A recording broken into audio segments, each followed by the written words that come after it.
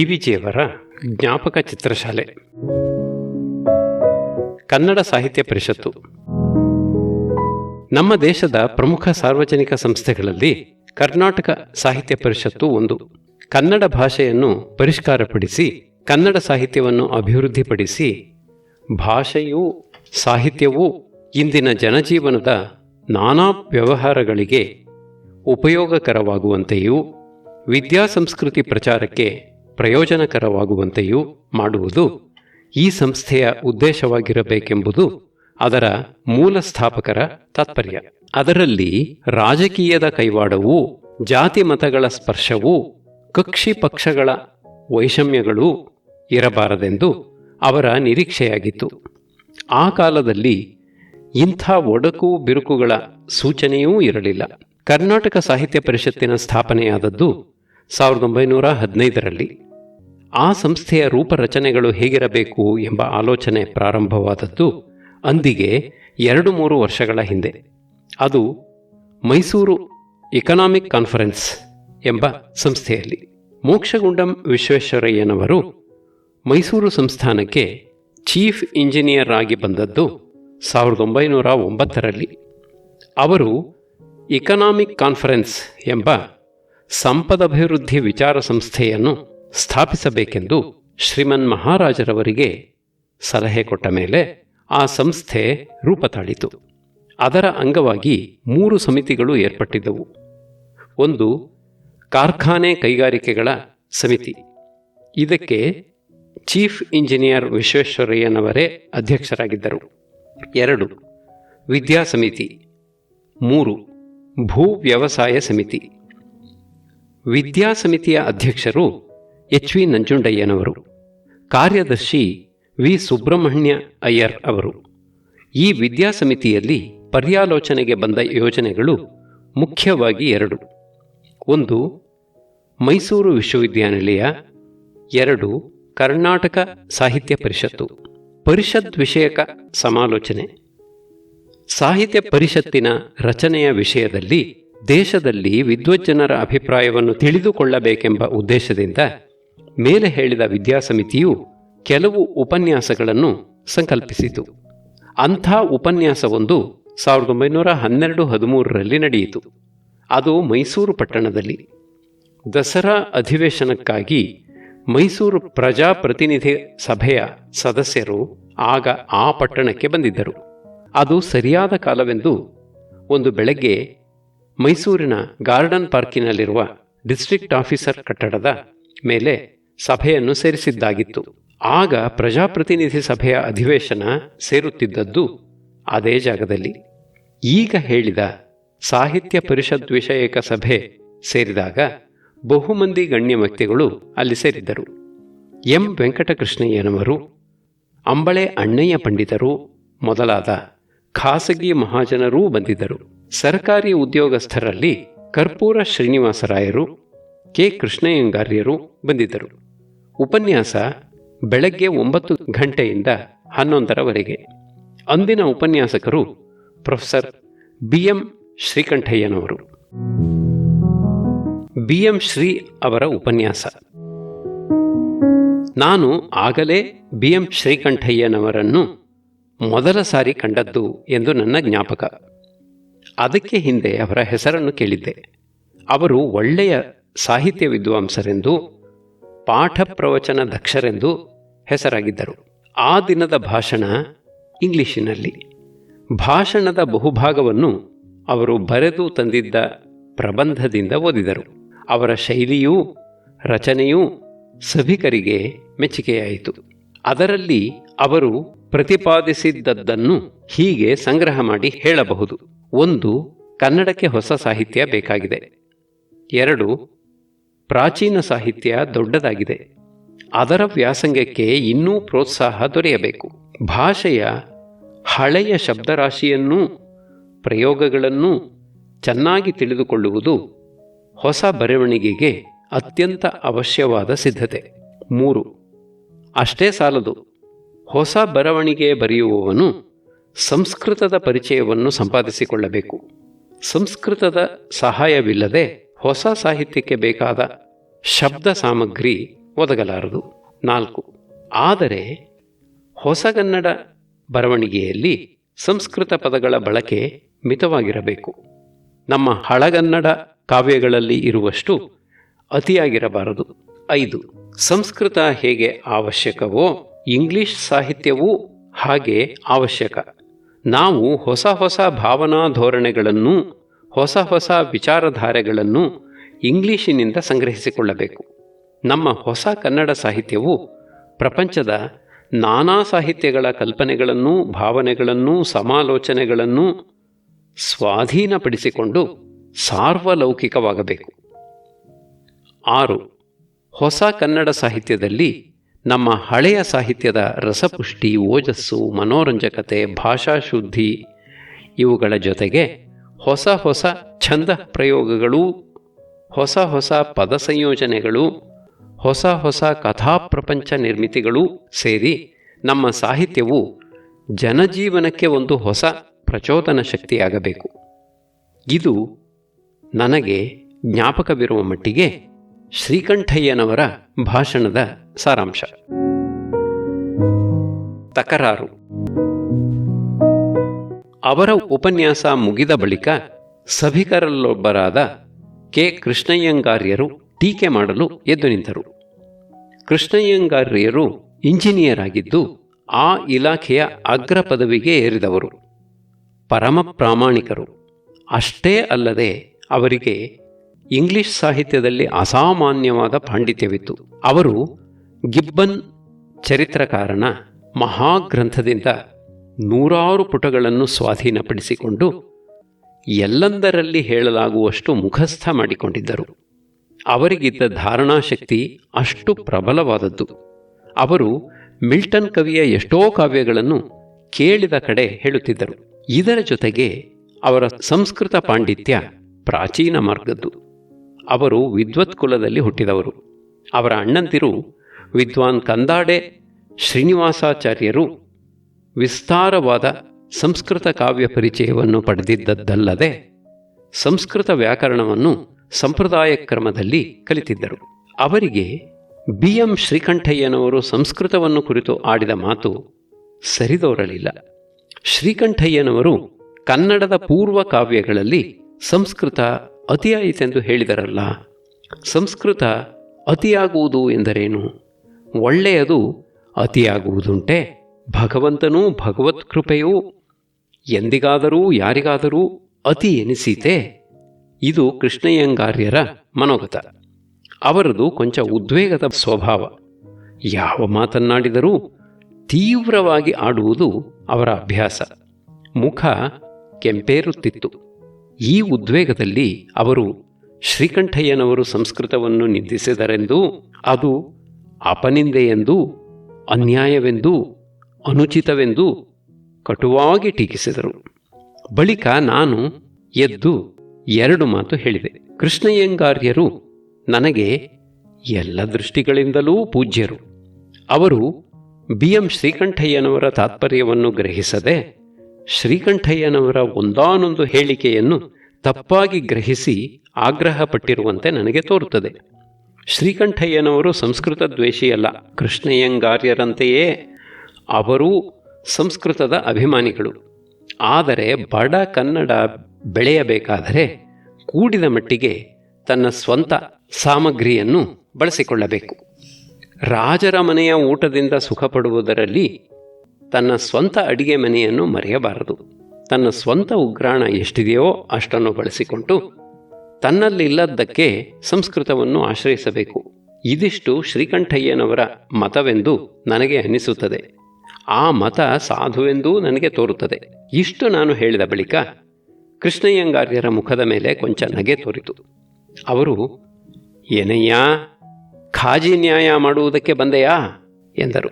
ಶ್ರೀಕಂಠಯ್ಯನವರು ನಾನಿದ್ದ ಕಡೆ ಬಂದು ಶೇಕ್ ಹ್ಯಾಂಡ್ ಕೈಕುಲುಕಿ, blessed are the peacemakers, ಸಮಾಧಾನ ಮಾಡುವವರು ಧನ್ಯರು ಎಂದರು.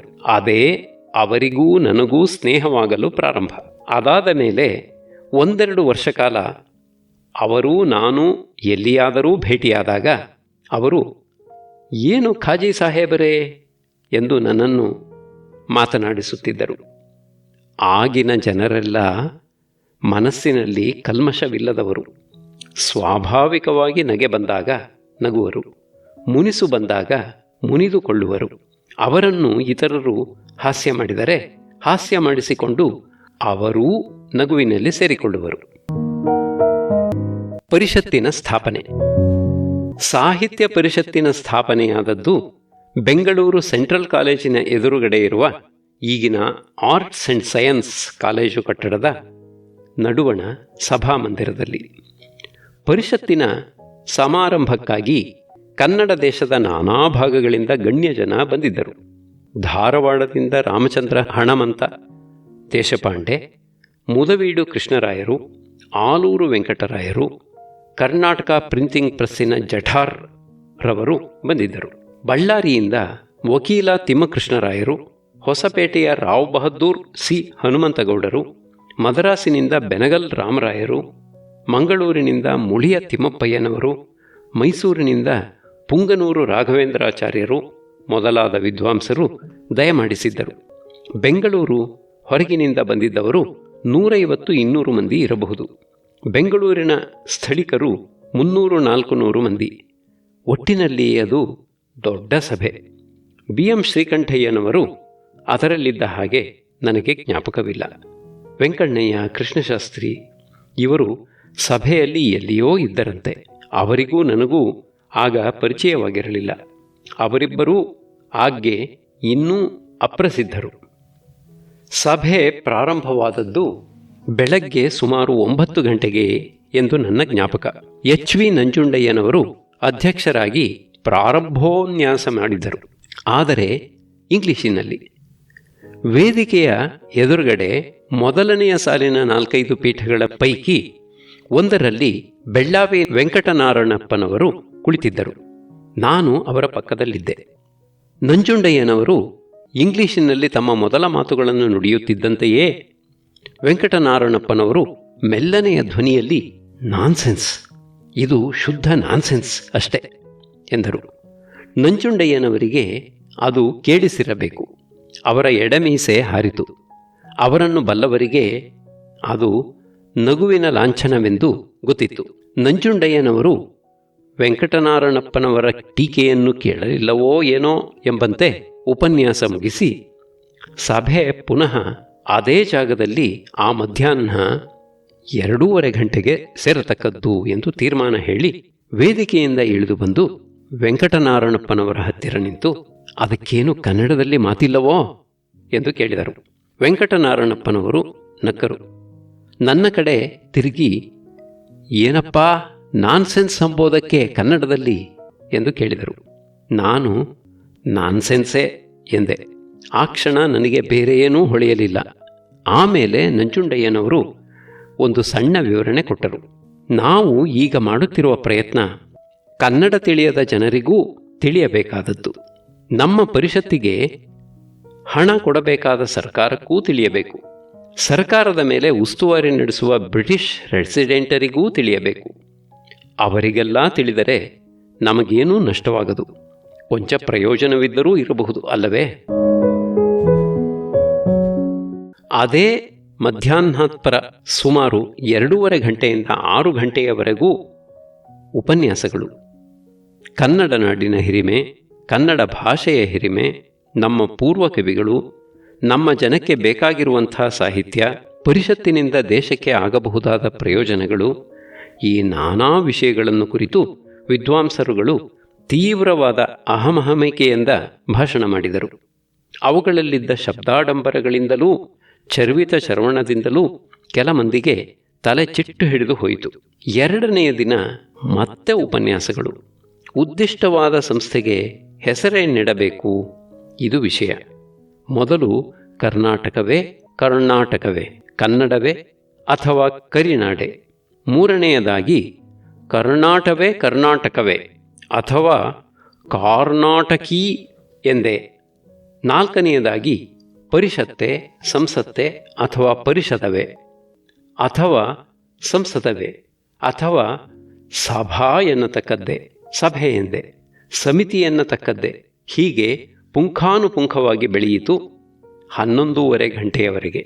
ಪುನಃ ಅಪರಾಹ್ನದಲ್ಲಿ ಸಭೆ ಸೇರಿದಾಗ ಅಧ್ಯಕ್ಷ ನಂಜುಂಡಯ್ಯನವರು ಹೀಗೆ ಹೇಳಿದರು. ಈಗ 2 ದಿನವೆಲ್ಲ ಹೆಸರನ್ನು ಚರ್ಚಿಸುವುದಕ್ಕಾಗಿ ಕಳೆದೆವಲ್ಲ, ಈಗಲಾದರೂ ಕೆಲಸಕ್ಕೆ ಉಪಕ್ರಮ ಮಾಡೋಣ. ನಿಮ್ಮಲ್ಲಿ ರಘುನಾಥರಾಯರೋ ರಾಘವೇಂದ್ರಾಚಾರ್ಯರೋ ಇನ್ನೂ ಯಾರಾದರೂ ಒಂದು ಹೆಸರನ್ನು ಸೂಚಿಸೋಣವಾಗಲಿ, ಅದನ್ನು ಸಭೆಯ ಓಟಿಗೆ ಹಾಕುತ್ತೇನೆ. ಭಾಷಣಗಳು ಸಾಕು. ಆ ಸೂಚನೆ ಅಂಗೀಕಾರವಾಗದೇ ಹೋದರೆ ಆಮೇಲೆ ಇನ್ನೊಂದು ಸೂಚನೆ, ಅನಂತರ ಮತ್ತೊಂದು. ಈ ಕ್ರಮವನ್ನು ಅನುಸರಿಸೋಣ. ಸಭೆಯಲ್ಲಿ ಯಾರೋ ಒಬ್ಬರು ಇನ್ನೂ ಮಾತನಾಡುವವರಿದ್ದಾರೆ ಸ್ವಾಮಿ ಎಂದರು. ನಂಜುಂಡಯ್ಯನವರು, ಹೌದು ಹೌದು, ನಾವೆಲ್ಲ ಅದೇ, ಊರು ತುಂಬ ಮಾತನಾಡುವವರೇ, ಆದರೆ ಕೆಲಸವೂ ನಡೆಯಬೇಕಲ್ಲ ಎಂದರು. ಕೆಲಸಕ್ಕೆ ಉಪಕ್ರಮ ಮಾಡಿಸಿದರು. ನಿಯಮಾವಳಿ. ಅಂದಿನ ಬೆಳಗ್ಗೆ ಸಂಸ್ಥೆಯ ನಿಯಮಾವಳಿಯನ್ನು ತಯಾರು ಮಾಡುವುದಕ್ಕಾಗಿ ನೇಮಕವಾಗಿದ್ದ ಉಪಸಮಿತಿ ತನ್ನ ನಿಯಮಗಳ ಕರಡು ಪ್ರತಿಯನ್ನು ಒಪ್ಪಿಸಿತು. ಆ ಉಪಸಮಿತಿಯಲ್ಲಿ ಇದ್ದವರು ಕರ್ಪೂರ ಶ್ರೀನಿವಾಸರಾಯರು, ಡಾಕ್ಟರ್ PS ಅಚ್ಯುತರಾಯರು, MS ಪುಟ್ಟಣ್ಣನವರು, ಬಾಪು ಸುಬ್ಬರಾಯರು, R ರಘುನಾಥರಾಯರು, T ಲಕ್ಷ್ಮೀ ನರಸಿಂಹರಾಯರು. ನಾನೂ ಅದರಲ್ಲಿದ್ದೆ. 3ನೆಯ ದಿನ ಕರಡು ನಿಯಮಾವಳಿಯು ಸಭೆಯ ಪರ್ಯಾಲೋಚನೆಗೆ ಬಂದಿತು. ಅದರ ಮೇಲೂ ಪಂಡಿತ ಭಾಷಣಗಳು, ದಾತೃಗಳು, ಪ್ರದಾತೃಗಳು, ಮಹಾಪ್ರದಾತೃಗಳ ಆಶ್ರಯದಾತರು, ಆಶ್ರಯಕರ್ತರು, ಪೋಷಕರು, ಪರಿಪೋಷಕರು, ಇಂಥ ಮಾತುಗಳೆಲ್ಲ ಪಂಡಿತ ವರ್ಗದಿಂದ ಬಂದವು. ದಾತೃ ಇರಬೇಕೇ, ದಾತಾ ಇರಬೇಕೇ, ಇದನ್ನು ಕುರಿತ ಚರ್ಚೆ. ಒಬ್ಬರು ಶಬ್ದಮಣಿ ದರ್ಪಣವನ್ನು ಹೇಳಿದರೆ ಇನ್ನೊಬ್ಬರು ಶಬ್ದಾನುಶಾಸನವನ್ನು, ಒಬ್ಬರು ಕಾವ್ಯ ಪ್ರಯೋಗ ಹೇಳಿದರೆ ಇನ್ನೊಬ್ಬರು ಶಾಸನ ಪ್ರಯೋಗವನ್ನು. ಹೀಗೆ ಬೆಳೆಯಿತು ವಿಚಾರ ಸರಣಿ. ನಂಜುಂಡಯ್ಯನವರು ಬಹುಮಟ್ಟಿಗೆ ನಗುತ್ತಾ ಒಂದೊಂದು ಸಾರಿ ಕಟು ಟೀಕೆ ಮಾಡುತ್ತಾ ಹಾಗೂ ಈ ಕೆಲಸವನ್ನು 3ನೆಯ ದಿನ ಸಂಜೆ 4 ಗಂಟೆಗೆ ಮುಗಿಸಿದರು. ಪರಿಷತ್ತಿನ ಸ್ಥಾಪನಾ ಕಾರ್ಯದಲ್ಲಿ ಮೊದಲಿನಿಂದ ಕಡೆಯವರೆಗೂ ಶ್ರಮಿಸಿದವರು ಸೆಕ್ರೆಟರಿ B ಕೃಷ್ಣಪ್ಪ MA ಅವರು. ಅವರ ಪಾಂಡಿತ್ಯ ಎಷ್ಟು ದೊಡ್ಡದೋ ಅವರ ತಾಳ್ಮೆಯೂ ಕಾರ್ಯದಕ್ಷತೆಯೂ ಅಷ್ಟು ಪ್ರಶಂಸನೀಯವಾದವು. ಆ ಮಹನೀಯರು ಮೈಸೂರು ವಿಶ್ವವಿದ್ಯಾನಿಲಯದ ಮೊದಲನೆಯ ಕನ್ನಡ ಪ್ರೊಫೆಸರ್ ಆಗಿದ್ದರು. ಸಂತೋಷಕೂಟ. ಅಂದು ಸಂಜೆ ಬಂದಿದ್ದ ಮಹನೀಯರ ಸಂತೋಷಕ್ಕಾಗಿ ಒಂದು ಸಂತೋಷಕೂಟವನ್ನು ಏರ್ಪಡಿಸಿತ್ತು. ಅದು ಸೆಂಟ್ರಲ್ ಕಾಲೇಜಿನ ವಿದ್ಯಾರ್ಥಿ ಮಂದಿರದ ಆವರಣದಲ್ಲಿ. ಸದಸ್ಯರಲ್ಲಿ ಬಹುಮಂದಿ ಅಲ್ಲಿಯೇ ಬಿಡಾರ ಮಾಡಿಕೊಂಡಿದ್ದರು. ಈ ಸಂತೋಷಕೂಟವನ್ನು ಏರ್ಪಡಿಸುವ ಯೋಚನೆ ಮಾಡಿ ನಾನು ನನ್ನ ಮಾನ್ಯ ಮಿತ್ರರಾದ ಸರ್ಕಾರದ ಸೆಕ್ರೆಟರಿ DM ನರಸಿಂಗರಾಯರ ಸಹಾಯವನ್ನು ಬೇಡಿದೆ. 2 ಡೇರಾಗಳು, 50 ಮೇಜುಗಳು, 200 ಕುರ್ಚಿಗಳು, 4 ಜಮಖಾನೆಗಳು, ಇವಿಷ್ಟನ್ನು ಸರ್ಕಾರದ ಉಗ್ರಾಣದಿಂದ ಸಾಲ ಕೊಡಿಸುವುದಾದರೆ ಅದಕ್ಕೆ ತಗುಲುವ ಬಾಡಿಗೆಯನ್ನು ನಾನು ಕೊಡುವುದಾಗಿ ಹೇಳಿದೆ. ಅವರು, ನಿನಗೆ ಯಾಕಯ್ಯ ಅಷ್ಟು ಶ್ರಮ, ಅಲ್ಲಿ ಹಾಸ್ಟೆಲ್ ವಾರ್ಡನ್ B ವೆಂಕಟೇಶಾಚಾರ್ಯರಿದ್ದಾರಲ್ಲ, ಅವರು ಈ ಸಹಾಯವನ್ನೆಲ್ಲ ನಿನಗೆ ಸುಲಭವಾಗಿ ಒದಗಿಸಬಹುದು ಎಂದರು. ನನಗೆ ವೆಂಕಟೇಶಾಚಾರ್ಯರ ಪರಿಚಯ ಇಲ್ಲವಲ್ಲ, ಅದೇನು ಕಷ್ಟ ಎಂದು ನರಸಿಂಗರಾಯರು ನನ್ನೊಡನೆ ವೆಂಕಟೇಶಾಚಾರ್ಯರನ್ನು ನೋಡಲು ಬಂದರು. ಪೂಜ್ಯರಾದ ವೆಂಕಟೇಶಾಚಾರ್ಯರಿಗೂ ನನಗೂ ಮೊದಲು ಭೇಟಿಯಾದದ್ದು ಹೀಗೆ. ಅವರು ಉತ್ಸಾಹದಿಂದ ಸಹಕರಿಸಿ ಎಲ್ಲ ವಿಧಗಳಲ್ಲಿಯೂ ಸಹಾಯ ಕೊಟ್ಟರು. ಆ ಕೂಟದಲ್ಲಿ ಪಿಟೀಲು ವಿದ್ವಾನ್ ಪುಟ್ಟಪ್ಪನವರ ಬಾಯಿ ಹಾಡಿಕೆ ನಡೆಯಿತು. ಬಹಳ ಸೊಗಸಾಗಿತ್ತೆಂದು ಕೇಳಿದವರೆಲ್ಲ ಹೇಳಿದರು. ಗಂಧಪುಷ್ಪ ವಿನಿಯೋಗವಾದ ಮೇಲೆ ಎಲ್ಲರೂ ಅಲ್ಲಿಂದ ಹೊರಡುವ ಸಮಯದಲ್ಲಿ ನಂಜುಂಡಯ್ಯನವರು ನನ್ನನ್ನು ಬೇರೆಯಾಗಿ ಕರೆದು, ಎಷ್ಟು ಖರ್ಚು ಮಾಡಿದೆ, ಸಾಲ ಹೆಚ್ಚು ಮಾಡಿದ್ದರೆ ಹೇಳು. ಆಗ M ಶಾಮರಾಯರೂ ಇದ್ದರು. ಅವರೆಂದರು, ಮಾಡಲೇಳಿ ಹುಡುಗನ ಹುಚ್ಚು. ಗುರು ಶಿಷ್ಯ ಪರಂಪರೆ. ಪರಿಷತ್ತನ್ನು ಮೊದಮೊದಲು ಕಟ್ಟಿ ಬೆಳೆಸಿದವರಲ್ಲಿ ಮುಖ್ಯರಾದವರು ಒಂದು ಗುರು ಶಿಷ್ಯ ಪರಂಪರೆಯಾಗಿ ಬಂದವರು. ನಂಗಪುರಂ ವೆಂಕಟೇಶಯ್ಯಂಗಾರ್ಯರ ಶಿಷ್ಯರು ವೆಂಕಟನಾರಾಯಣಪ್ಪನವರು. ವೆಂಕಟನಾರಾಯಣಪ್ಪನವರ ಶಿಷ್ಯರು BM ಶ್ರೀಕಂಠಯ್ಯ, ಮಾಸ್ತಿ ವೆಂಕಟೇಶಯ್ಯಂಗಾರ್, ಎಂ.ಆರ್. ಶ್ರೀನಿವಾಸಮೂರ್ತಿ ಇವರು. ಶ್ರೀಕಂಠಯ್ಯನವರ ಶಿಷ್ಯರು ವೆಂಕಣ್ಣಯ್ಯ, ಕೃಷ್ಣಶಾಸ್ತ್ರಿ ಇವರು. ಹೀಗೆ ಅನ್ಯೋನ್ಯ ಅಭಿಮಾನವಿದ್ದದ್ದು ಪರಿಷತ್ತಿಗೆ ಅನುಕೂಲವಾಯಿತು. ಅವರುಗಳಲ್ಲಿ ಅಭಿಪ್ರಾಯ ಭೇದಗಳು ಎಷ್ಟೋ ಇದ್ದವು. ಆದರೆ ಅವುಗಳನ್ನು ತಿಳಿಸುವ ಮಾತಿನಲ್ಲಿ ನವುರೂ ನಾಜೂಕು ಸ್ನೇಹಧ್ವನಿಯೂ ಇದ್ದದ್ದರಿಂದ ಸಂಘದಲ್ಲಿ ಕೊಂಚ ಮಾತ್ರವೂ ಬಿರುಕು ತೋರಲಿಲ್ಲ. ಚರ್ಚೆಯ ಕಾಲದ ಹೊರತು ಮಿಕ್ಕೆಲ್ಲ ಕಾಲಗಳಲ್ಲಿಯೂ ಅವರು ಏಕೈಕ ಮನಸ್ಕರಾಗಿರುತ್ತಿದ್ದರು. ಎಲ್ಲರೂ ಒಟ್ಟಿಗೆ ಕೂಡಬೇಕು, ಹರಟಬೇಕು, ತಿಂಡಿಯನ್ನು ಹಂಚಿಕೊಂಡು ತಿನ್ನಬೇಕು, ಒಬ್ಬರನ್ನೊಬ್ಬರು ಗೇಲಿ ಮಾಡಿ ನಗಬೇಕು, ಒಂದೇ ಕೈ ಕೆಲಸ ಮಾಡುತ್ತಿದೆಯೋ ಎನ್ನಿಸುವಂತೆ ಒಟ್ಟುಗೂಡಿ ಸಹಕರಿಸಬೇಕು. ಇದು ಅನುಕೂಲ ಭಾಗ. ಪ್ರತಿಕೂಲ ಭಾಗವೂ ಉಂಟು. ಮೈಸೂರು ಜನ ಗುಂಪುಗಾರರು, ದುರಭಿಮಾನಿಗಳು, ಪಾಳೆಯ ಕಟ್ಟುವವರು ಎಂದು ಕೆಲವರು ಆಡಿಕೊಂಡರು. 10 ಜನ ಸೇರಿ ಕೆಲಸ ಮಾಡುವ ಕಡೆ ಅಸೂಯೆಯ ಮಾತುಗಳು, ಅಸಹನೆಯ ಮಾತುಗಳು ಒಂದೊಂದು ಸಾರಿ ಕೇಳಿಬರುತ್ತವೆ. ಆದರೆ ಮುಖ್ಯ ಕೆಲಸಗಾರರಲ್ಲಿ ನಿಜವಾದ ಸ್ನೇಹವೂ ಒಮ್ಮನಸ್ಸೂ ಇದ್ದಲ್ಲಿ ಅವರು ಕಡೆಯವರೆಗೂ ನಿಂತು ಗುರಿ ಮುಟ್ಟಲಾಗುತ್ತದೆ. ಒಂದು ವಿಶೇಷ ಪ್ರಸಂಗ. ಪರಿಷತ್ತಿನ ಸ್ಥಾಪನೆಯಾದ 2ನೆಯ ದಿನ ಸಂಜೆ ನಂಜುಂಡಯ್ಯನವರಿಗೂ ಎಂ.ಎಸ್. ಪುಟ್ಟಣ್ಣನವರಿಗೂ ಏನೋ ಒಂದು ತಕರಾರು ನಡೆಯಿತು. ಚುಚ್ಚು ಮಾತನಾಡುವುದರಲ್ಲಿ ಇಬ್ಬರೂ ನಿಸ್ಸೀಮರು. ಪುಟ್ಟಣ್ಣನವರಿಗೆ ಕೋಪ ಬಂದು ಅವರು ಬಿರುಗಾಳಿಯಂತೆ ನಡೆದು ಸಭಾಪರಿತ್ಯಾಗ ಮಾಡಿದರು. ಅವರ ಪೂನಾ ಪಾದರಕ್ಷೆಯ ಟಪಟಪ ಶಬ್ದ ಕೇಳಿಬರುತ್ತಿತ್ತು. ವೆಂಕಟನಾರಣಪ್ಪನವರು ಎದ್ದು ನಾನೂ ಹೋಗಿ ಅವರನ್ನು ಕರೆದುಕೊಂಡು ಬರುತ್ತೇನೆ ಎಂದರು. ನಂಜುಂಡಯ್ಯನವರು ಹೇಳಿದರು, ನಮ್ಮ ಪುಟ್ಟಣ್ಣನನ್ನೇ ನೀವು ಯಾರೂ ಹೋಗಬೇಡಿ, ನಾನೇ ಹೋಗುತ್ತೇನೆ. 15-20 ನಿಮಿಷ ಕಳೆದ ಮೇಲೆ ಸಭೆ ಬರಖಾಸ್ತಾಗಿ ನಂಜುಂಡಯ್ಯನವರು ಗಾಡಿಯಲ್ಲಿ ಕುಳಿತು ಪುಟ್ಟಣ್ಣನವರ ಮನೆಗೆ ಹೋದರು. ಮಾರನೆಯ ದಿನ ಪುಟ್ಟಣ್ಣನವರು ನಗುಮುಖದಿಂದ ಸಭೆಗೆ ದಯಮಾಡಿಸಿದ್ದರು. ಹಿಂದಿನ ಸಂಜೆ ಏನೋ ವಿಶೇಷ ನಡೆದಿದ್ದಂತೆ ಯಾರಿಗೂ ಅನ್ನಿಸಲಿಲ್ಲ. ಎಲ್ಲ ಸುಮುಖವಾಗಿತ್ತು. ಪರಿಷತ್ತಿನ ಕಾರ್ಯಸಮಿತಿಯ ಒಂದಾನೊಂದು ಅಧಿವೇಶನದಲ್ಲಿ ನಡೆದ ಒಂದು ಸಂಗತಿ ಬೋಧಪ್ರದವಾಗಿದೆ. ಮೀಟಿಂಗು ಸಂಜೆ 6 ಗಂಟೆಗೆ ಸೇರಿತ್ತು. ಮೊದಲನೆಯ ಕಾರ್ಯಾಂಶ ಯಾರೋ ಸತ್ತದ್ದಕ್ಕಾಗಿ ಸಂತಾಪ ಸೂಚನೆ. ಅದರ ಮೊದಲನೆಯ ಕರಡು ಬರಹ ಹೀಗಿತ್ತು: ಉಜ್ವಲ ದೇಶಾಭಿಮಾನಿಗಳಾದ ಮಹಾಪಂಡಿತರೂ ವರಕವಿಗಳೂ ದಾನಶೌಂಡರೂ ಆದ ಕಕಘ ಅವರು ಮೃತಪಟ್ಟದ್ದಕ್ಕಾಗಿ ಈ ಸಮಿತಿ ಸಂತಾಪಪಟ್ಟಿದೆ. ಇದರ ಮೇಲೆ ತಿದ್ದುಪಡಿಗಳಾದವು. ಹೀಗೆ ಮೃತಪಟ್ಟದ್ದಕ್ಕಾಗಿ ಎಂಬುದರ ಬದಲಾಗಿ ನಿಧನರಾದುದಕ್ಕಾಗಿ, ಮರಣ ಹೊಂದಿದ್ದಕ್ಕಾಗಿ, ಕಾಲಾಧೀನರಾಗಿದ್ದದ್ದಕ್ಕಾಗಿ, ದೈವಾಧೀನರಾದದ್ದಕ್ಕಾಗಿ, ಪಂಚತ್ವವನ್ನೈದಿದ್ದಕ್ಕಾಗಿ, ಸ್ವರ್ಗಸ್ಥರಾದದ್ದಕ್ಕಾಗಿ. ಮಧ್ಯೆ ಮಧ್ಯೆ ಚರ್ಚೆಗಳು. ದೈವಾಧೀನವೆಂದರೇನು? ಪಂಚತ್ವ ಹೇಗಾದೀತು? ಶೂನ್ಯತ್ವ ಎನ್ನಬೇಕಲ್ಲವೇ? ಸ್ವರ್ಗಸ್ಥರಾದರೆ ಸಂತಾಪವೇಕೆ? ಸಂತೋಷ ಪಡಬೇಕಾದದ್ದಲ್ಲವೇ? ಹೀಗೆ ಪುಂಖಾನುಪುಂಖವಾಗಿ ವಾದ ಬೆಳೆದು ಗಂಟೆ 6:30 ಆಯಿತು. ಆಮೇಲೆ ಇನ್ನೊಂದು ತಿದ್ದುಪಡಿಗಳ ಮಾಲೆ. ಈ ಸಮಿತಿ ಸಂತಾಪಪಟ್ಟಿದೆ ಎನ್ನುವುದಕ್ಕೆ ಬದಲಾಗಿ ಲೋಕವೆಲ್ಲವೂ ಪರಿತಪಿಸುತ್ತಿದೆ, ದೇಶಕ್ಕೆ ನಷ್ಟವಾಗಿದೆಯಲ್ಲವೇ? ಅಪಾರ ನಷ್ಟವಾಗಿರುವುದು ಸರಿಯಷ್ಟೇ. ನಷ್ಟವಾಗಿರುವುದು ಸರಿ, ನಷ್ಟವಾದದ್ದು ಸರಿ ಎಂದು ನಾವು ಒಪ್ಪೋಣವೇ? ಹೀಗೆ ನಡೆಯಿತು ವಾದ ವೃದ್ಧಿ. 7 ಗಂಟೆ ಬಡಿದಾಗ ಇನ್ನೂ ತೀರ್ಮಾನವಾಗಿರಲಿಲ್ಲ. ನಮ್ಮ ದೇಶದಲ್ಲಿ ಸಭೆ ಸಮಾರಂಭಗಳು ಏಕೆ ಕಾರ್ಯಪರಿಣಾಮ ಪಡೆಯುತ್ತಿಲ್ಲ ಎಂಬುದನ್ನು ಮಹಾಜನರು ಇದರಿಂದ ಕೊಂಚ ಊಹಿಸಬಹುದು.